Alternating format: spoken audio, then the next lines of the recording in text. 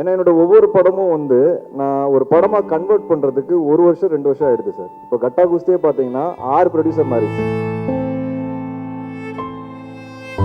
யாருமே கால் பண்ணி பெருசாக விஷ் பண்ணதில்லை.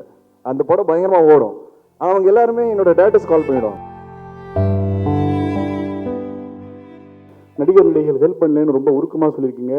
ஏன் ஹெல்ப் பண்ண மாட்டேங்காங்க? என்ன காரணம்? இப்போ யாராவது ஹெல்ப் பண்ணுறாங்களா?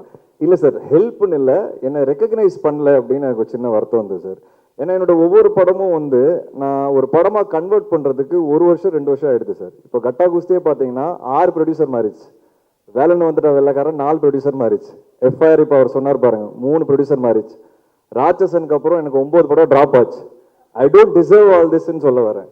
ஸோ அந்த வலியும் அந்த வருத்தம் எனக்கு இருக்கு. அதனால தான் சார் ஃபுல் ஃப்ளெஜ் ப்ரொடியூசராக மாறினேன். இப்போ மாறும்போது எஃப்ஐஆர் கட்டா குஸ்தி ஒரே வருஷத்தில் ஹிட்டு கொடுக்குறேன். திருப்பி வெளியே போய் படம் பண்ணலான்னு பார்த்தா 3 வருஷம் ஓடிச்சு சார். திருப்பி என் படம் திருப்பி கையில் எடுக்கும்போது தான் ஆரியன் ஒரே வருஷத்தில் திருப்பி வர ஸ்க்ரீனுக்கு. அதனால இப்போ அடுத்த 5 படம் நான் என் ப்ரொடக்ஷன் தான் பண்ணேன், வெளியே பண்ண மாட்டேன்னு நான் டிசைடே பண்ணிட்டேன் சார். இந்த ஒரு வருத்தம் தான் சார் எனக்கு. இது ஒருத்தர் மேலே இருக்குன்னு கேட்டிங்கன்னா கிடையவே கிடையாது. இது ஜென்ரலாக என்னோட ஃபீலிங், இது என்னோட வருத்தம்.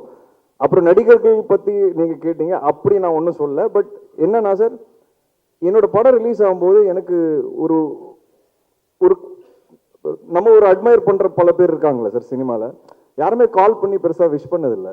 அந்த படம் பயங்கரமாக ஓடும். அவங்க எல்லாருமே என்னோட டேரக்டர்ஸ் கால் பண்ணிவிடுவாங்க. கால் பண்ணி மீட்டிங் கூட அரேஞ்ச் பண்ணிவிடுவாங்க. ஆனால் எனக்கு கால் வராது.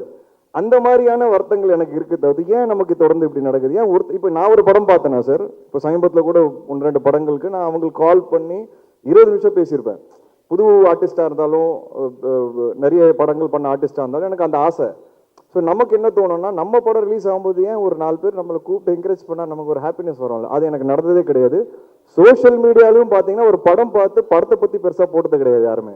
ஆனால் அதே டைரக்டர்ஸை படம் பார்த்துட்டு கூப்பிட்டு கதை கேட்டுறாங்க. ஸோ இந்த வழிகள் எனக்கு கொஞ்சம் கொஞ்சமாக இருக்குது சார். அது என்னன்னு எனக்கும் புரியல. So I'm just trying to figure out. ஒரு நாள் கண்டிப்பாக I will also come to a place where I get that encouragement and respect from people around. ஏன்னா சப்போர்ட் பண்ணியிருக்காங்க சார். இனிஷியலில் முண்டாஸ்பட்டி அந்த டைம்லாம் நிறைய விஷால் அண்ட் ஆர்யா வந்து ஜீவா படம் ரிலீஸ் பண்ணாங்க. பட் அது என்னன்னு தெரியல, கொஞ்சம் வருஷமாக அது நடக்கலை. எனக்கு என்னென்னு ஒன்றும் maybe I have to do better films, bigger ஃபில்ம்ஸ்னு எனக்கு தோணுது சார்.